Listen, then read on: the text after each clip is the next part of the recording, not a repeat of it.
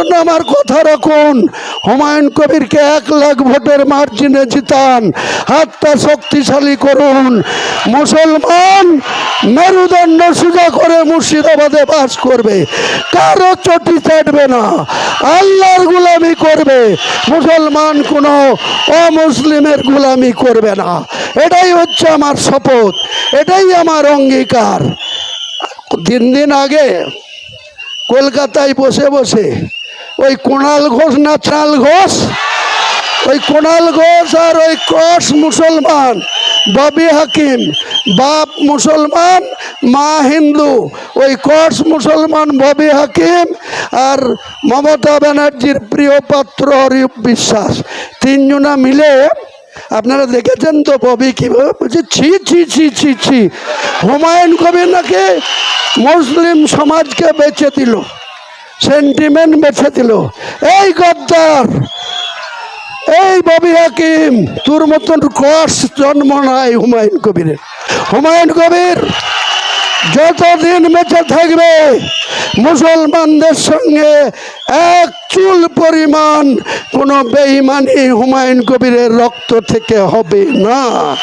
হুমায়ুন কবিরের আপনারা দেখেননি যখন বাবরি মসজিদ করছিলাম, লখনৌর রাজু দাস, ব্যারাকপুরের বিজেপির নেতা অর্জুন সিং, কেউ আমার গর্দন কেটে নেওয়ার জন্য 1 কোটি টাকা প্রাইজ ঘোষণা করেছিল। যখন আমি বাবরি মসজিদের কাজ শুরু করলাম 11ই ফেব্রুয়ারি 2026, সেদিন ব্যারাকপুরের প্রাক্তন সাংসদ, আজকে বিজেপির দলের প্রার্থী এই অর্জুন সিং কি বলেছিল, যেভাবে অযোধ্যায় ভেঙেছি সেইভাবে আবার ছেতিনিতে মির্জাপুরে গিয়ে বাবরি মসজিদ ভাঙব। আমি কি বলেছিলাম, তুই বাবরি মসজিদের 1 কিলোমিটার দূরে আয়, তোকে জেসিবি দিয়ে 10 ফুট গর্ত করে জ্যান্ত ফুটব। বলেছিলাম কিনা, বলেছিলাম কিনা? এই কদিন আগে মমতা ব্যানার্জি বলছে বেলডাঙ্গায় কেন মসজিদ হবে, ওই অযোধ্যায় যেয়ে মসজিদ করোগা।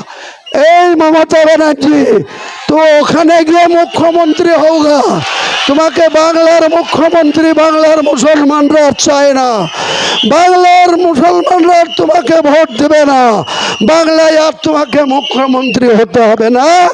তুমি ওই তামিলনাড়ু চলে যাও, পন্ডিচেরিতে যাও, নাহলে আসামে যাও, নাহলে কেরলে যাও। বাংলার মানুষ যদি বাংলায় মসজিদ না করতে পারে, তুমি কোন ক্ষমতা বলে ওই পুরী থেকে জগন্নাথ মন্দির দীঘাতে করেছ? মুসলমানদের জায়গা অ্যাকোয়ার করে ওই নিউ টাউন রাজারহাটে দুর্গায়ন মন্দিরের ভিত্তি স্থাপন করেছ। কি করে তুমি 65 বিঘি জায়গা, যেখানে শিলিগুড়িতে স্টেডিয়াম হওয়ার কথা, হিন্দু মুসলমান সব জাতের লোকরা খেলাধুলো করার কথা, সেখানে তুমি মহাকাল মন্দিরের শিলান্যাস করেছ। আর মুসলমান কোনো ন্যায় কাজ করলেই তাকে বলবো অযোধ্যা যেতে হবে। মুসলমানদের ওয়াকফ সম্পত্তি তোমরা লুট করছো। আন্দোলন করতে গেলে তুমি বলছো দিল্লিতে গিয়ে আন্দোলন করতে হবে। ভোটটা দিল্লিতে গিয়ে নাও, মির্জাপুরের লোক তোমাকে ভোট দেবে না, মুর্শিদাবাদের লোক তোমাকে ভোট দেবে না, তোমার জোড়া ফুলে ভোট দিতে দেব না। মুসলমান প্রার্থীদের, ইমানদার মুসলমানদের মুর্শিদাবাদের মানুষ ভোট দিবে, গোটা বাংলার মানুষ ভোট দিবে। আগামী দিনে মুসলমানদের রক্তের কি জোর, মুসলমান ইমানদারদের কি শক্তি, সেটাই তৃণমূল কংগ্রেসকে হারিয়ে তার প্রমাণ দিতে হবে। কোথাও যেন জোড়া ফুলে ভোট না পায়, কোথাও না। 3 বার ক্ষমতায় বসে ওই রেড রোডে 1 মাস রোজা রেখে মুসলমান ভাইরা ঈদের নামাজ পড়তে যায়, আরে 1 মাস হারাম খেয়ে ওখানে গিয়ে লা ইলাহা ইল্লাল্লাহ মুহাম্মদ রাসূলুল্লাহ। এই মমতা ব্যানার্জি, আল্লাহ তোমার ওই লা ইলাহা বলা কবুল করবে? কোনোদিন করবে না। যারা 1 মাস ধরে রোজা রাখে, যারা খুশির ঈদ নামাজ পড়তে যায়, তাদের দোয়া আল্লাহ কবুল করবে। তোমার দোয়া কোনোদিন কবুল হবে না। তুমি শুধু ভোট নেওয়ার জন্য, মুসলমানদেরকে দেখানোর জন্য ঈদের ময়দানে যে বলছো লা ইলাহা ইল্লাল্লাহ মুহাম্মাদুর রাসূলুল্লাহ। আবার দুর্গা প্রতিমায়ের বিসর্জন বন্ধ করে তুমি ওই 3 দিন ধরে আটকিয়ে তুমি আবার সেখানে কার্নিভাল করছো। মা দুর্গাকে হিন্দুরা প্রণাম করে, ও আবার এত বড় হিন্দু মা দুর্গার স্যালুট লিখছে ওই কার্নিভালে। লজ্জা করে না? মমতা ব্যানার্জি, তুমি মনে হচ্ছে ইন্দিরা গান্ধীর থেকেও শক্তিশালী হয়ে গেছে। ইন্দিরা গান্ধী ভারত নেত্রী ছিল। ইন্দিরা গান্ধী আমেরিকাকেও ডরাতো না। সেই ইন্দিরা গান্ধীকেও 1984 সালের 31 অক্টোবর সকাল 9:15 পাঞ্জাবের সেনারা সতপাল সিং, বিয়ন সিং, কেওয়ার সিংরা গুলি করে তাকে ঝাঁঝরা করেছিল। তোমারও একদিন মৃত্যু হবে। কিসের অহংকার তোমার? আমি হুমায়ুন কবির, আমি জোর গলায় বলছি, আমি হারলেও অহংকার করি না, জিতলেও অহংকার করি না। আল্লাহর উপরে ভরসা রেখে হুমায়ুন কবির চলে। তাই এই গ্রামের মানুষের কাছে আমার করে জোড়ে আবেদন থাকবে, আপনারা আমাকে ভুল বুঝবেন না। হুমায়ুন কবিরের রক্তে কোনো বেঈমানির রক্ত নয়। মুসলমানদের সঙ্গে কোনো দিন সে কোনো কারণেই কিছুর বিনিময়ে বেঈমানি করবে না। আমি আগেও বলেছিলাম, আমাকে যখন তৃণমূল শোকজ করেছিল এই বাবরি মসজিদের জন্য, তখনও বলেছিলাম আগে আমার জাতি, তারপরে তৃণমূল পার্টি।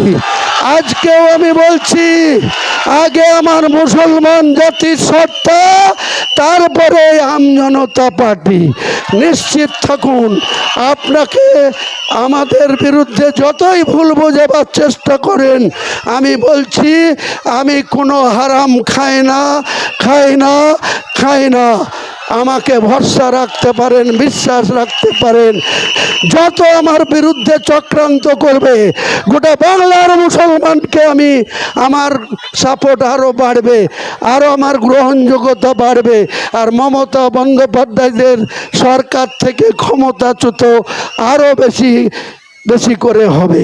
তাই মির্জাপুরের মানুষের কাছে বলবো, আরও একটা মিটিং আছে আদলবাড়ি 2 এর মধুপুরে, সেখানে যেতে হবে। আপনারা তো বুঝতে পারছেন, কাল সকালবেলায় কলকাতায় মিটিং আছে, আবার বিকেলে এসে রোড শো আছে রেজিনগর বিধানসভার এই এলাকায়। পরশু আবার 3টে মিটিং আছে। সকালে যাব ফারাক্কা হেলিকপ্টারে, দুপুরে যাব হরিয়ারপাড়া, বিকেলে যাব নদিয়ার কালীগঞ্জ।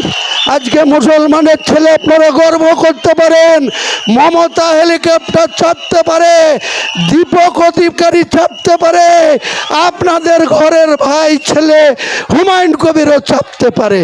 বুড়ো আঙুল দেখাচ্ছি।